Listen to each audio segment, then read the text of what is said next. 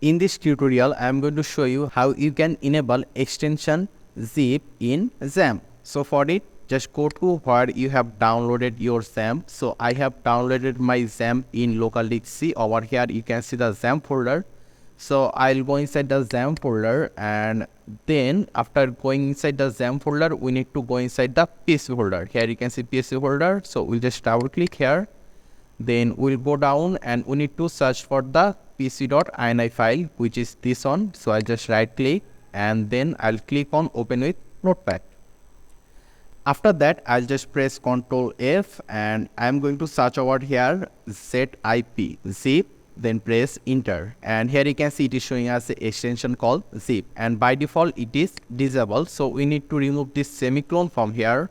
Then we need to save this, Ctrl S, and it will be saved.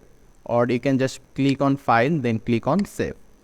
After saving it, just close this on, and right now extension zip is added to your XAMPP. So I hope this was useful. If you have any question, just let me know in the comment section. Make sure to subscribe, and I hope to see you in the future tutorials.